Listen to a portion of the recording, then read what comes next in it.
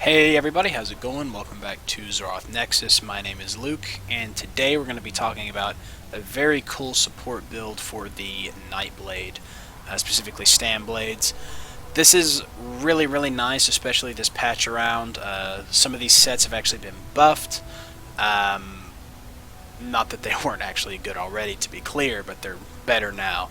And we'll actually get into that. But this will be a little bit different from your typical DPS video, just because there are some differences between support DPS and a normal DPS. Why do you want support DPS in your trial or even dungeon groups? Things like that. So first off, we'll just go ahead and take a look at our character sheet and look at some numbers. We are playing a Khajiit Nightblade. I like to play Khajiit for extra crit. But if you decide to, you can play an Orc or a Dark Elf or whatever you decide. Maybe you want more sustain, so Wood Elf and Red Guard. All good choices. But yeah, it's whatever you really decide to play. Weapon damage, we've got 3105 and 51.2% critical. We are using the Shadow Mundus for extra critical damage for us, and the Lavafoot Soup for parsing. On our back bar, we've got 2465 weapon damage and 39.2% weapon critical. Keep in mind, this is unbuffed, so this does go up with our skills and potions.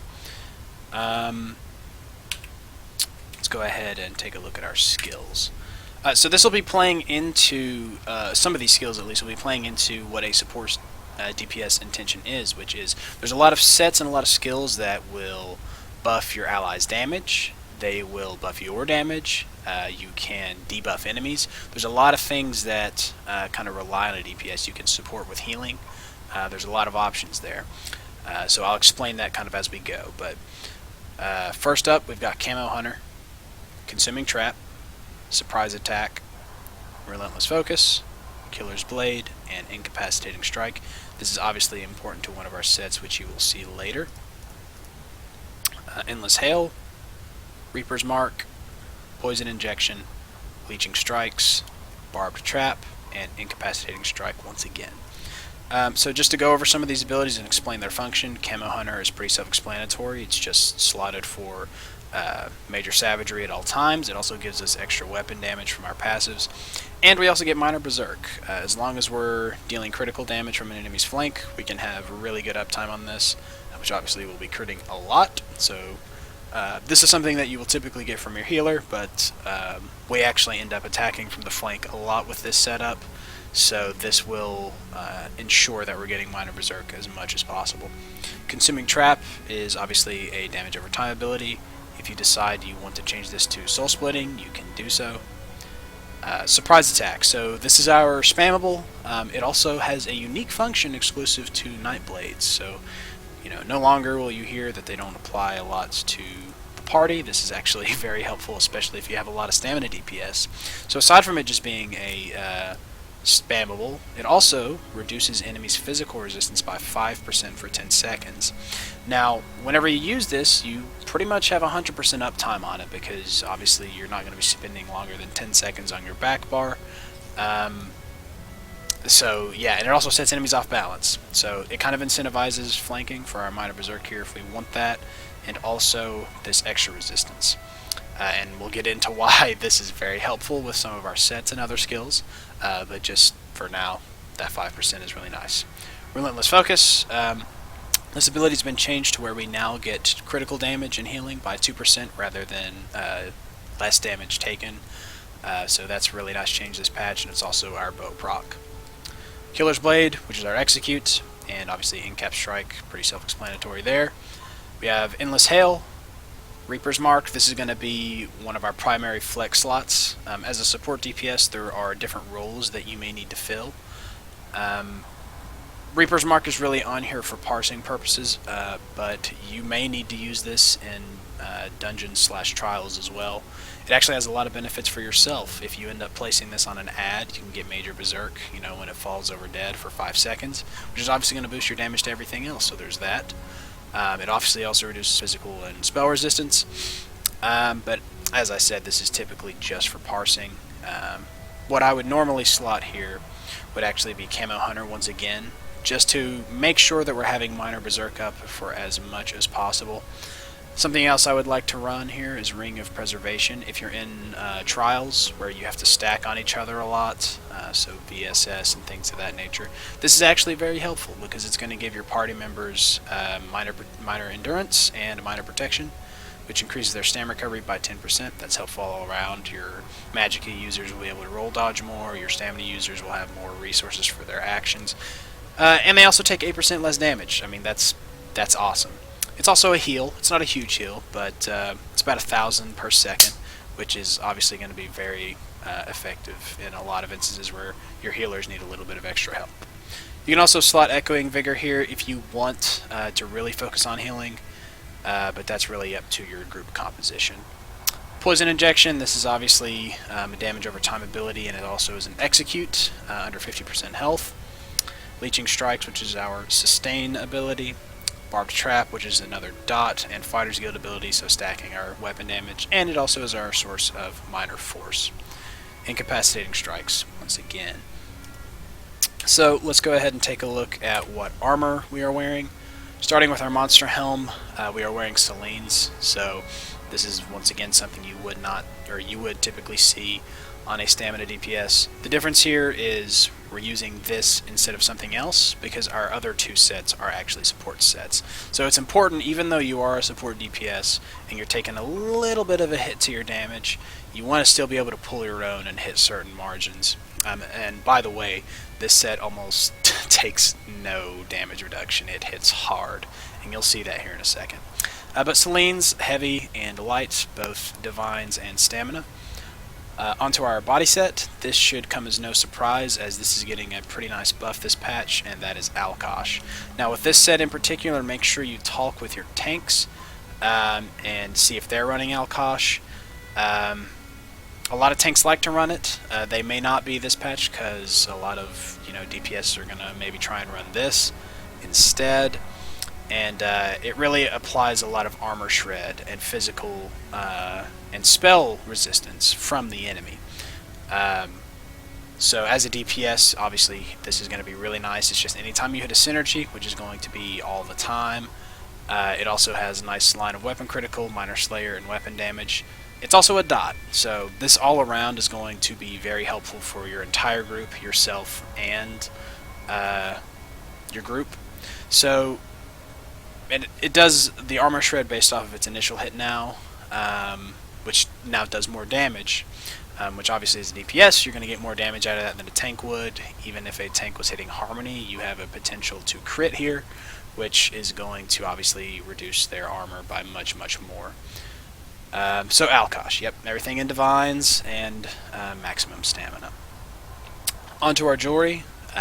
Once again, this should come to as no surprise to you guys. War Machine. This got a really nice buff this patch. It actually incentivizes being able to use this with other classes. I'll get into that. Our 5-piece here, you can see when you use an ultimate ability, you and the closest 5 group members within 28 meters of you gain Major Slayer for 1 second per 14 ultimate spent, increasing your damage done to dungeon, trials, and arena monsters by 15%. So that's obviously huge. I mean, you can stack that on top of all the other major and minor buffs that you'll be getting and giving. So it's right there, 15% extra damage. That's insane. Part of being a Nightblade is since you have a really low ultimate, you're obviously going to be able to fire this off much quicker than other classes. Although, as I said, it is incentivized for other classes now as they changed it to 1 second per 14 ultimate. So if you decide to play another class, this will still be beneficial. You'll get longer durations. It does seem as though Nightblades still have the best uptime though, just because they can pop off that 70 ult just constantly. So our jewelry is in Bloodthirsty, and obviously we have weapon damage on them. We are using an axe in Nirnhoned and a dagger in Sharpened. We're obviously using poisons. And our back bar is these Master's Perfected Bow. If you don't have Perfected, that's okay. But you do want a weapon damage enchant on that with Infused. Let's talk about our rotation. It's not anything different than what you would typically see out of a Nightblade rotation, but we'll go over it anyway. So you want to start off by drinking a potion. Well, actually, you want to pre-buff with Relentless and Leeching. Then you want to drink your potion. I'm going to drop Trap Beast, Light Attack, Reaper's Mark if you have it, Light Attack, Poison Injection, Light Attack, Endless Hail. Bar Swap, Consuming Trap, and your Bow Proc will be ready by now, so Bow Proc, Light Attack. And then your spammable here, you want to try to get in about 3 to 5. You typically, I average about 4 to 5 most of the time. But if you can only get in 3, that's okay as well. It's really just based off your buff timers and how quick you are. Yeah. So keep in mind this part we're about to do, you will obviously notice we're not going to be even getting our Alkosh proc. So this is without Alkosh. It's obviously a very powerful set, so keep that in mind. It's still going to hit very hard, and that's kind of why I wanted to share it with you guys. So let's go ahead and do this. Once I get my numbers, I'll tell you the other numbers I've hit and some things that you can do to increase that if you desire.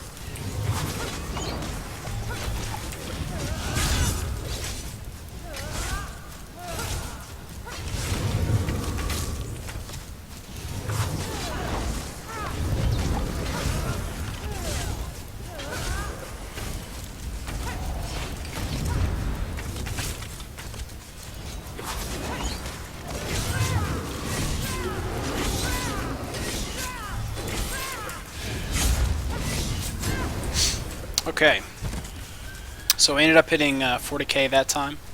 That was actually on the lower end of what I typically get. I actually average around 43 to 44. And the highest I've actually hit with this is 46k. I obviously started my execute a lot slower than you typically would want to. That's probably part of the reason. But regardless, 40k with a support DPS is still nothing to laugh at, as typically your support DPSs are going to hit a little bit lower, probably in the 36 to 38k range. So that's still nothing to blink at, even though that is the lower end. I just want to stress that I normally am going to get 43 to 44k on this. But yeah, I hope you guys really enjoy this. Please give it a try for yourself and you'll see what I'm talking about. If you're thinking about doing two-handed with it, I would recommend just sticking with the dual wield, as I did try two-handed here. I tried it with Wrecking Blow and Executioner. I tried it with Surprise Attack and Executioner. Dual wield all around just seemed to do better. Plus, you don't really want to sacrifice this 5% that you'll be getting. Is going to help your group out tremendously, like I said, especially if you've got a lot of stamina DPS.